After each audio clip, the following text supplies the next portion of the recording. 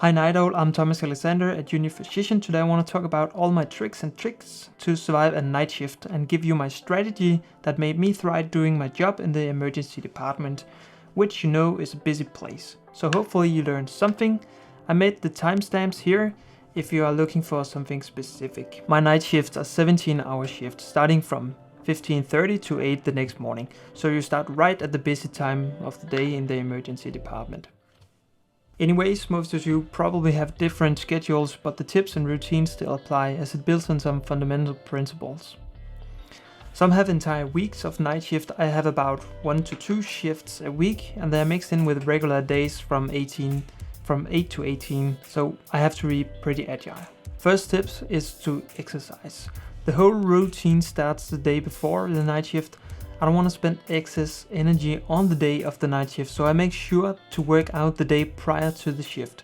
So still keep up with exercise, and I also believe this affects the next day positively. Tip number 2 is make sure that you drink enough water during your shift. This goes for all shifts. We tend to forget as we are busy treating patients. So make it a habit that every time you pass the water dispenser or your bottle you place somewhere near to just take a sip. Actually, I thought of purchasing this water container to fit in my doctor coat, but I suggest people mistake it for alcohol instead, and I wouldn't risk it. Tip number 3.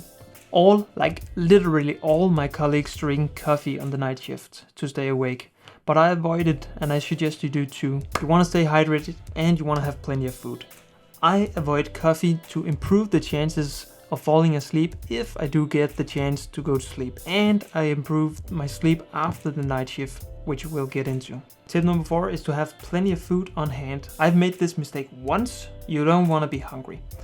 I make 2 different smoothies every time to make sure I both hydrate and get some calories in.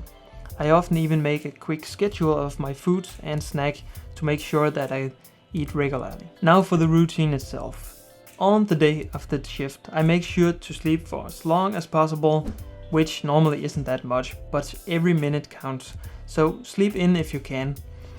I prepare the 2 smoothies in the morning and then put them in the refrigerator for later, along with my post-night breakfast, which we'll get into. Then I usually chill for a couple of hours. I might do some work on the computer or watch YouTube. Then 3 hours before my night shift, I start my pre-shift nap, where I aim to get around 2 hours of sleep to get a full sleep cycle, just preceded by a relaxing shower.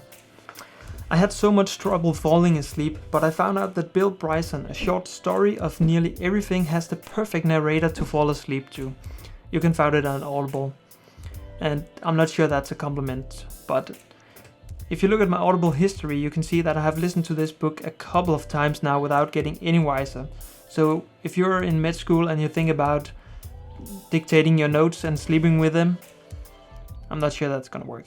Anyways, after sleeping from 12 to 2, I slowly pack my bag and head for the hospital, arriving a bit of time in advance. If I'm so lucky to get some sleep, I make sure to use an eye mask to avoid any light, and I put in the best earplugs, which I made a video about here, or I use my AirPods and the favorite book, thanks Bill Bryson. I'm not worried to sleep through my call or the ED phone as I put it right next to me, but make sure that you go for the bed at every chance you have.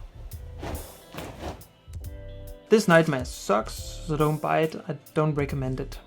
It shapes your ears, so there's that. This is from Eagle Creek. Before I have to hand over my patients for the night at the morning conference, I grab my post-night breakfast, which is often chia pudding.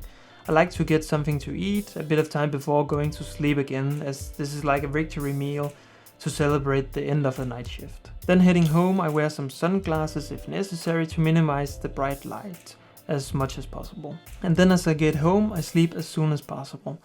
This is the difficult part, as I have so many things, ideas and stuff I could do instead, and I have been guilty of this several times. But I know I need to sleep and maybe have another listen of Bill Bryson's great book. The whole point about this is to repay your sleep debt, so getting an extra hour in the morning, the 2 hours before the shift, and then perhaps 4 hours after the night shift adds up to around 7 hours. Now you should be able to survive your night shift. This is all the tips I got for you. Remember to subscribe to be healthy, and if you have any tips, I don't know, so please let me know in the comment sections below. See you in the next video.